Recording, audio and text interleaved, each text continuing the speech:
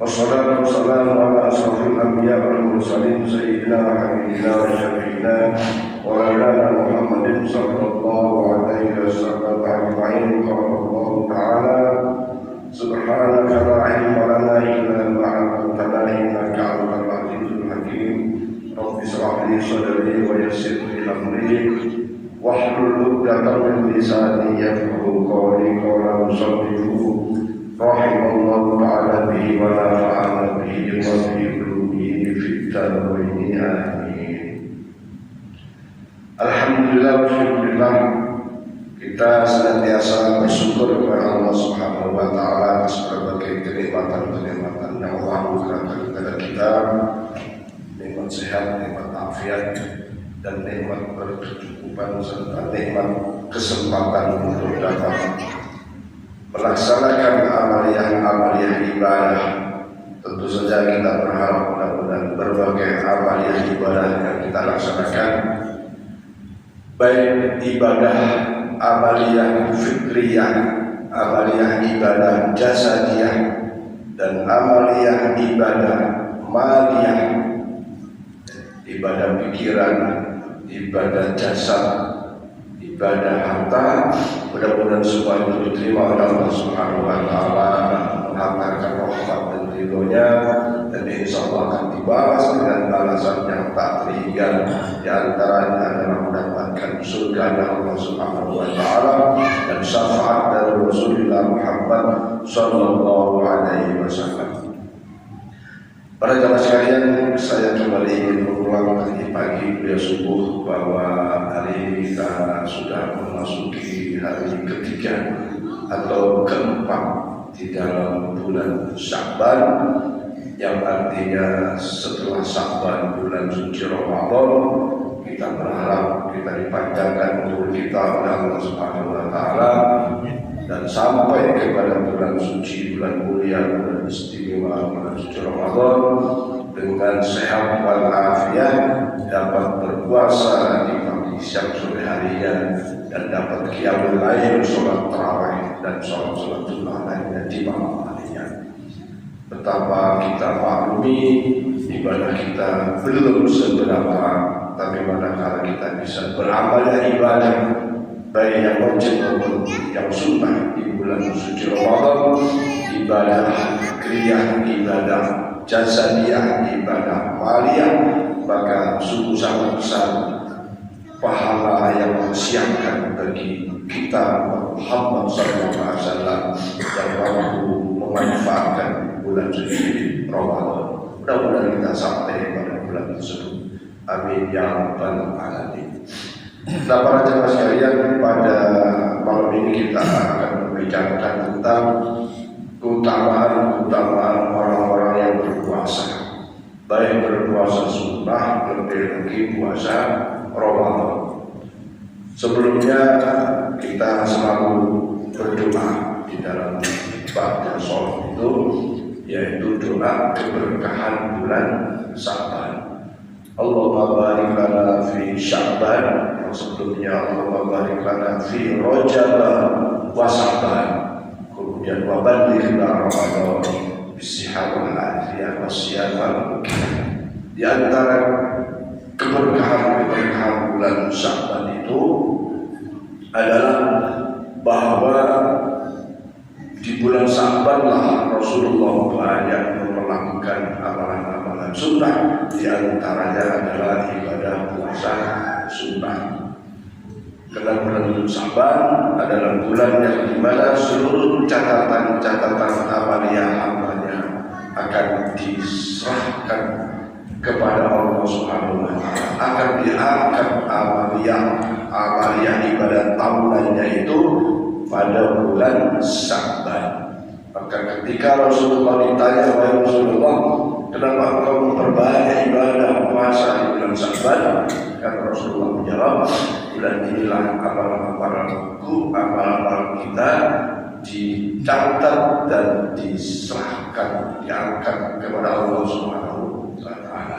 Aku senang dan bahagia manakala pada saat pemilihan catatan amal itu aku sedang beribadah, aku sedang berpuasa, bulan Sya'ban. Maka di dalam beberapa hadis paling banyak Rasulullah puasa sunnah itu adalah di bulan Sya'ban. Dan bulan Sya'ban pula kesempatan bagi orang-orang yang berhutang puasa, mungkin pada saat itu sakit atau dalam bulan atau dalam perjalanan musafir atau mungkin sedang hamil tua atau menyusui dan seterusnya sehingga tidak berpuasa, maka ini bulan kesempatan terakhir untuk dapat mengkodok puasanya. Jangan sampai kelewat ketemu Ramadan lagi, karena kalau kelewat ketemu Ramadan lagi itu tanda kepeledoran kita dalam memenuhi hak Allah Subhanahu wa taala, dalam membayar hutang-hutang kepada Allah Subhanahu wa taala, yang antaranya adalah yaitu puasa, mengkodok puasa. Kemudian di dalam bulan Sya'ban juga ada malam istimewa yang disebut sebagai Nisfu Sya'ban. Insyaallah Nisfu Sya'ban tadi pagi itu saya sebut tanggal 8 Maret, maksudnya 18 Maret ya, hari Rabu tanggal 18 Maret itu jatuh 15 Sya'ban atau malam Nisfu Sya'ban. Sangat dianjurkan kita untuk bermunajat kepada Allah Subhanahu wa taala, dan di antara munajatnya itu adalah kita baca surat Yasin sebanyak 3 kali. Ini hadis-hadisnya pun sangat jelas ya. Ada yang mengatakan hasan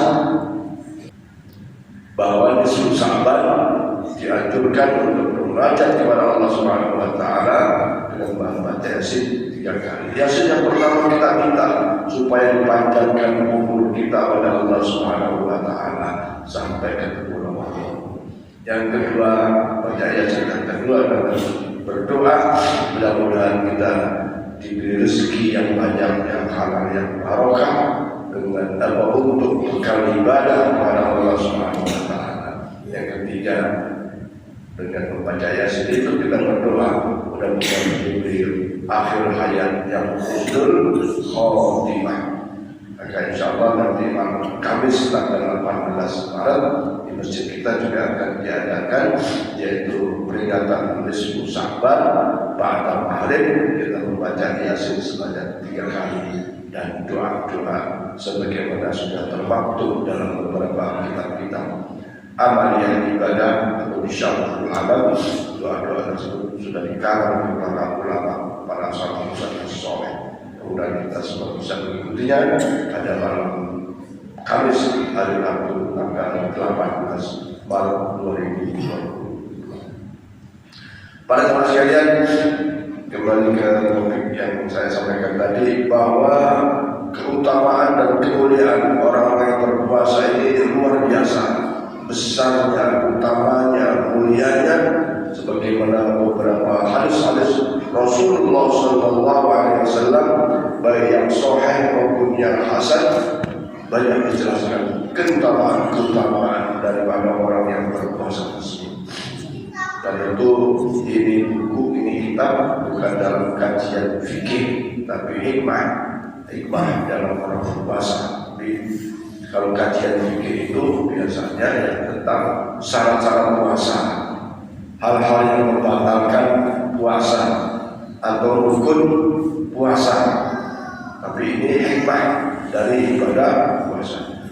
Dari Sa'ad bin Sa'ad radhiyallahu anhu berkata bahwa Rasulullah SAW bersabda, ini hadis diriwayatkan oleh Imam Muslim, inna fil jannati babun yuqalu lahu ar-rayyan yadkhulu minhu as-shaimuna yawmal qiyamati la yadkhulu minhu ahadun ghayruhu yuqalu ayna as-shaimuna fayaquluna fa idza dakhalu ughliqa alaihim falam yadkhul minhu ahadun.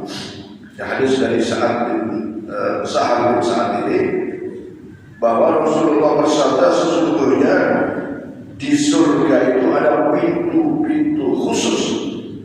bagi orang yang beribadah puasa. Pintu itu disebut adalah Ar-Rayyan, pintu surga yang khusus bagi orang yang berpuasa masuk di dalam surga itu melewati pintu Ar-Rayyan. Hanya orang-orang yang berpuasa saja yang dapat memasuki pintu itu. Selain orang yang berpuasa tidak ada yang dapat memasukinya. Maka nanti di hari kiamat semua orang-orang yang berpuasa itu dipanggil, dipanggil yuqalu aina shaimun, wahai hamba-hambaku yang ahli puasa, puasa Ramadan, puasa sunnah, fayaqumu, bergegaslah, berdirilah, faida tahulu, dan segera masuk surga melalui pintu Ar-Rayyan itu. Dan maka masuklah mereka semua yang tidak ada satupun yang ketinggalan dari orang-orang yang ahli puasa itu masuk surga melalui pintu Ar-Rayyan. Hadis diriwayatkan oleh Imam Bukhari. Tentu saja Ar-Rayyan ini punya keistimewaan pintu itu. Kalau di Masjidil Haram itu pintu yang utama itu pintunya sama. Tapi di sana disunahkan ketika orang masuk Masjidil Haram itu melalui pintu Babus Salam. Ada namanya patah bisa dulu nanti kalau kesana nanti dan pintu Babus Salam itu sudah diajarkan oleh Rasulullah. Pintu Babus Salam, pintu keselamatan dunia, keselamatan akhirat. Kalau kita tiap hari masuk pintu salam masjid, ada 3 kan sama aja sebenarnya. Maka pintu surga Ar-Rayyan itu juga punya keistimewaan sampai yang lain selain orang yang ahli puasa tidak bisa memasuki pintu Ar-Rayyan.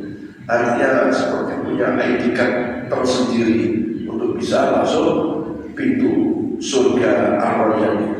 Mudah-mudahan kita berada di dalamnya, amin ya rabbal alamin.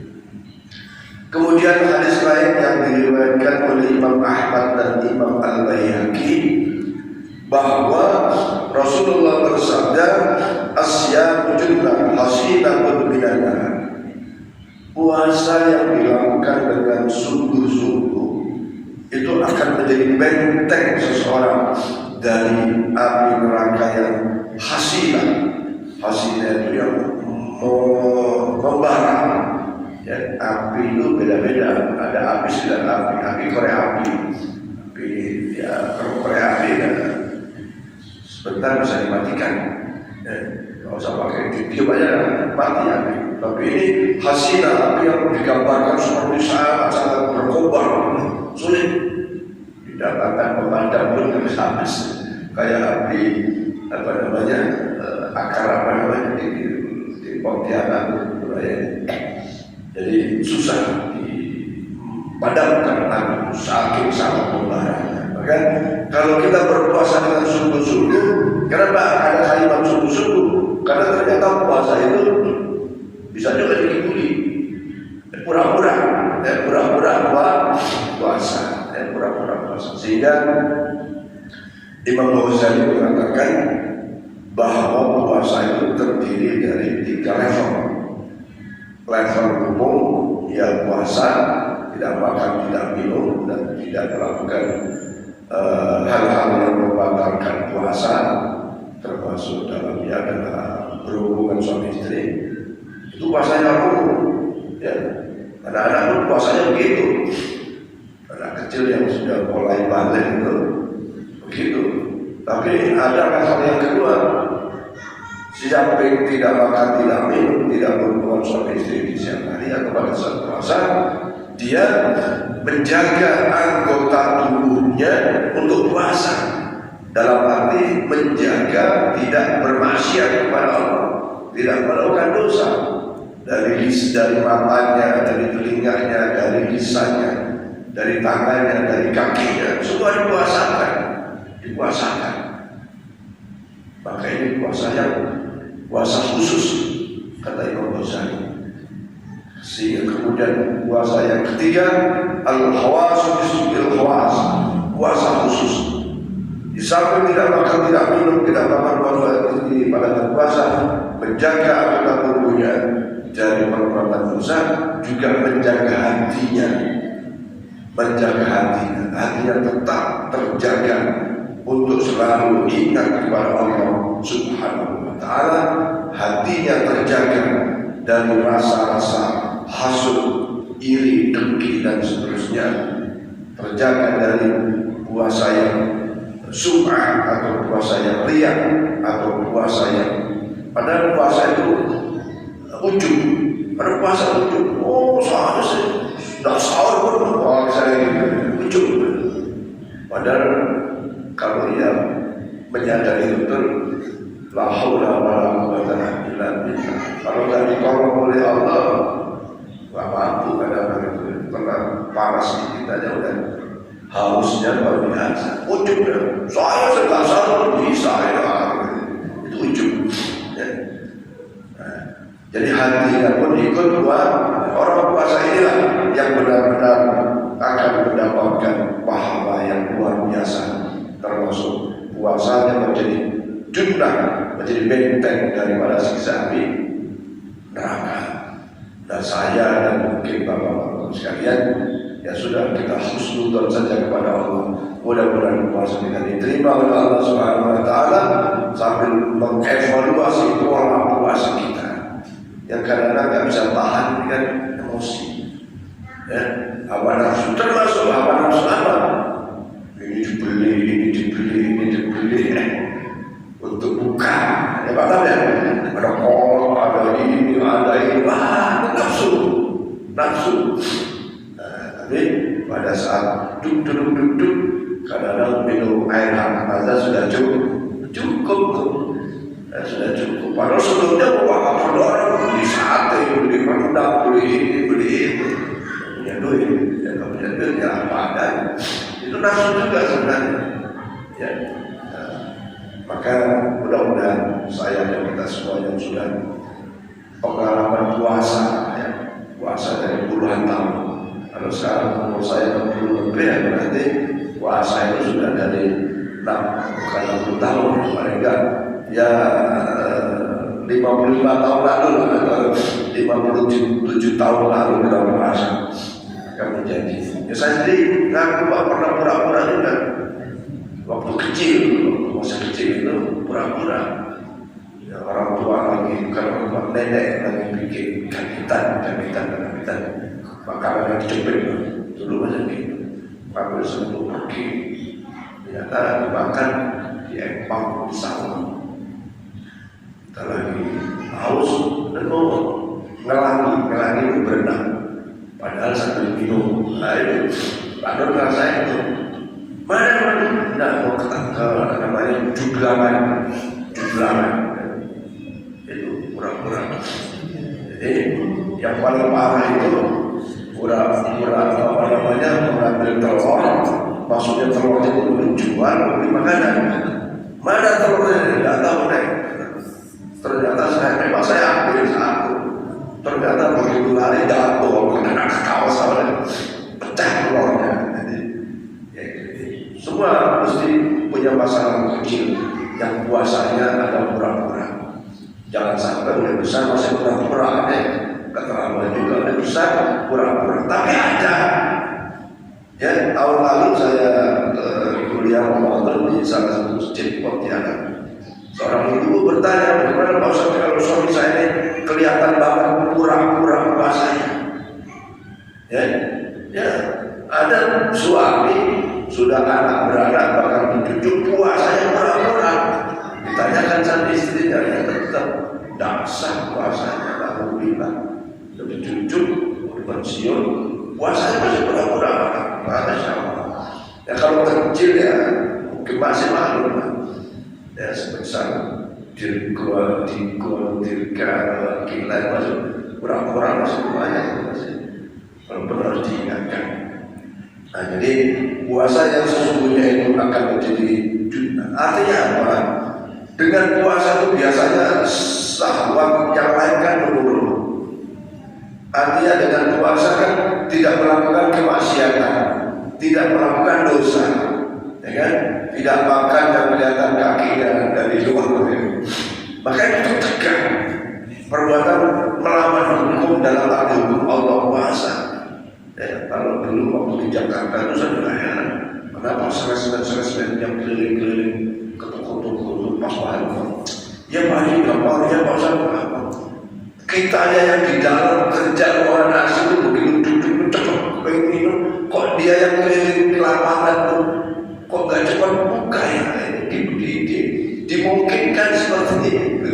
Bosok saya tahu selain motor keliling toko ke toko gitu kan, sementara yang di dalam saja juga kemungkinan di sana di luar itu jam-jam puasa itu ya mampir ya ke warteg rasanya.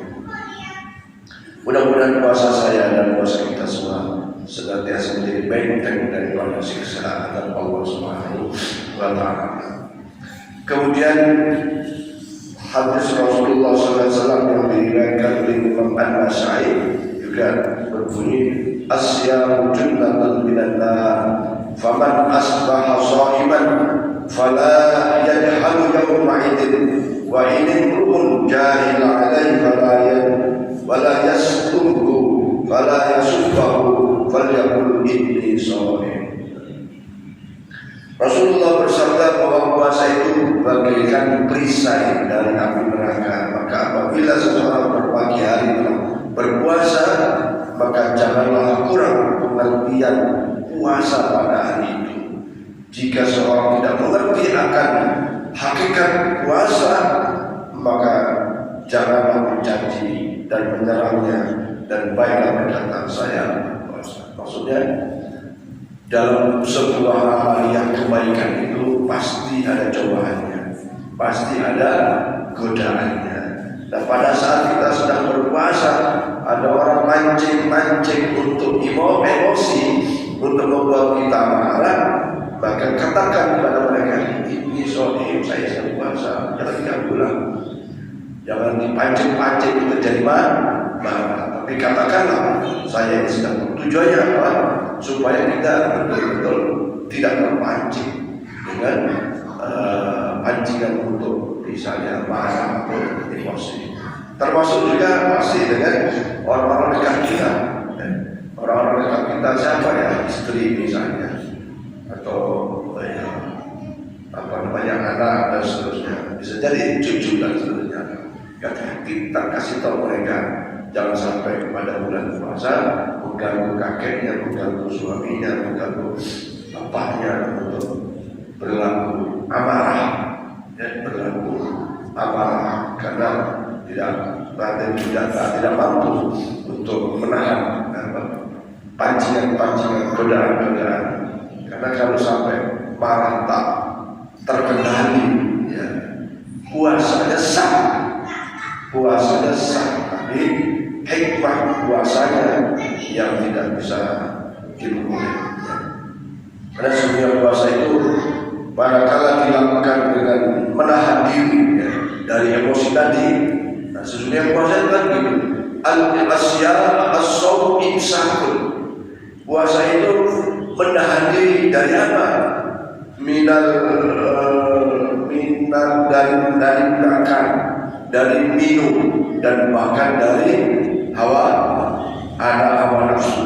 Menahan jiwa dari segala kemaksiatan.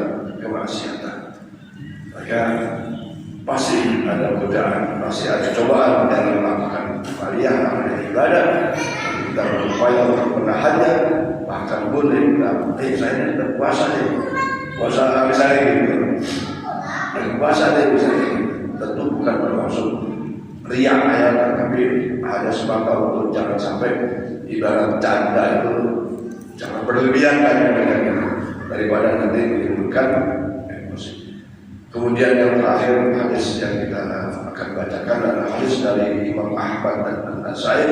Rasulullah SAW bersabda, asyamu junnatun minan nar kajunnati ahadikum minal qital ma lam yuhabbiya bikadibin aw ghibatin.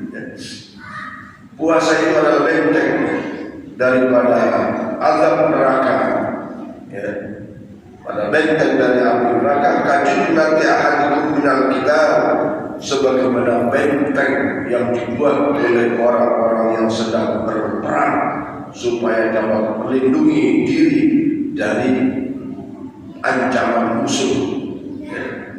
Nah, malam yuhadidha bikadibin aw ghibatin. Puasa menjadi benteng itu akan menjadi kokoh, kuat, dan bisa terhindar dari ancaman musuh. Malam selama yuhadid, dia tidak berubah.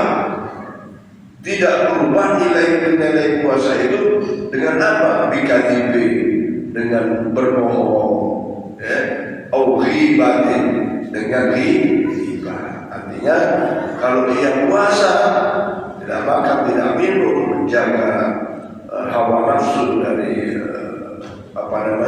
suami istri dan emosi dan seterusnya, tapi dia bikadibin, puasa tapi bohong, ya, tapi bohong, maka ya nggak bisa diperoleh itu jumlah perisai itu, benteng itu nggak bisa didapat. Kenapa? Udah berubah dari niatnya lillahi ta'ala, nawaitu sholawatin an-adai fa'al syahri Ramadan fardhan lillahi ta'ala. Ternyata dia bohong, berubah jadi bohong. Au ghibatin, tidak bohong kemudian, tapi dia tidak bohong tapi al-ghibah, mengadu domba. Maka inilah beberapa keistimewaan umat Muhammad SAW yang melakukan ibadah puasa Ramadan dan ibadah bulan puasa lainnya. Kesimpulannya bahwa ibadah puasa itu mempunyai keutamaan yang istimewa. Di antara keistimewaannya adalah dengan puasa itu akan menjadi benteng dirinya dari api neraka. Di sisi lain ia akan dimasukkan ke dalam surga Allah Subhanahu wa taala melalui pintu khusus yang disebut sebagai pintu Ar-Rayyan. Pintu Ar-Rayyan. Yang kedua, untuk mencegah terjadinya hal-hal yang mengurangi atau menumbuhkan daripada kita emosi dan seterusnya, boleh jadi kita menyampaikan kalau ada yang mancing, maka kita bilang ini soal kita sedang berpuasa. Dan fadilah fadilah puasa itu, keutamaan puasa itu akan kita peroleh manakala kita tidak melakukan kebohongan atau ghibah di dalam pada saat kita sedang berpuasa. Wallahu a'lam bishawab. Masih banyak fadilah yang lain. Ini saja dulu, nanti kita lanjutkan pada malam saja ke depan. Mungkin ada pertanyaan tentang fikih berangkat pelaksanaan puasa. Silakan Mas. Ini ada pengalaman dari Ustaz mengenai Senin Kamis. Jadi hari itu saat saya nggak ingin tahu istriku hari itu saya sedang berpuasa. Ternyata pagi-pagi itu dia nyiapin nasi goreng lengkap segala macam, ya sarapan pagi itu disiapin dengan minumnya. Itu bimbang Ustaz, saya bilang puasa Senin atau akhirnya apa saya makan puasa, tapi nggak masih tahu kalau hari itu saya puasa. Ya. Karena meditasi. Jadi sebaiknya supaya tidak mengecewakan istri dalam menyiapkan sarapan pagi, baiknya bilang aja. Ya, maksudnya sama-sama enak, ya batal ya. Kalau nggak dimakan, istri sudah menyiapkan, nanti kecewa. Ibadah kok buat kecewa orang, kan? Jadi tidak bagus. Sisi lain, istri kalau berpuasa sunnah harus izin suami. Ya, maka tadi pagi kita sampaikan, Siti Aisyah radhiyallahu anha bayar puasanya itu di penghujung bulan, yaitu di bulan Sya'ban. Kenapa nggak di bulan Syawal? Ya, Siti Aisyah radhiyallahu anha ini adalah seorang istri yang istilahnya itu setia setiap saat. Ya, setia setiap saat melayani suami. Setia setiap saat, karena Rasulullah nggak berani minta, Siti Aisyah nggak berani minta minta izin sama Rasulullah. Padahal yang kalau izinkan masih diizinkan. Tapi karena dalam dirinya sendiri niatnya setiap saat melayani sang suami, maka itu dibolehkan. Jadi pokoknya bahasa Siti Aisyah itu selalu di bulan Sya'ban. Nah kalau istri-istri kita, ya kalau alasan setia setiap saat, ya mungkin tidak masuk. Kenapa? Puasa yang masih marah-marah, masih cerewet, masih ngomongin suami, ya. Nggak seperti itu. Ya. Maka kalau istri mau puasa sunnah harus izin suami. Kalau suami mau puasa sunnah ya bukan izin, yang ngomong aja. Supaya apa? Supaya tidak mengecewakan. Nah, yang enak itu memang komunikasi yang baik. Saya kira itu puasa. Mungkin ada yang lain tentang puasa. Puasa kita insya Allah akan jatuh pada hari tanggal 3 April ya. Yang kita akan menunggu isbat ya, keputusan dari pemerintah. Ya antara itu dua. Kalau hari ini kan malam keempat Sya'ban ya. Coba kalau nanti diistimewakan Sya'bannya ya, Sya'ban itu bisa isi 29 hari, bisa isi 30 hari. Nah, dalam penetapan puasa ada yang melalui hisab. Kalau hisab orang Muhammadiyah sudah bisa menetapkan tanggalnya karena melalui perhitungan. Tapi orang-orang NU dan tidak cukup dalam hisab itu dibuktikan dengan namanya ru'yatul hilal. Ru'yatul hilal. Maka ada tim yang dibentuk baik oleh Nahdlatul Ulama itu sendiri maupun oleh Kementerian Agama untuk melengkapi hisab. Karena ternyata ada kaidah untuk menetapkan hilal antara 2 derajat di bawah ufuk atau 2 derajat di atas ufuk.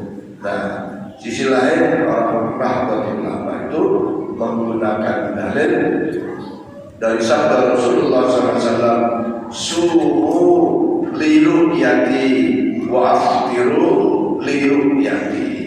Berpuasalah kalian itu ketika melihat hilal. Tidak hanya dihitung, tapi dilihat mata telanjang. Nah, sekarang sudah ada alat mikroskop dan seterusnya, dan dilihat dari ketinggian tertentu. Ya, ada beberapa titik di Indonesia ini dilihat.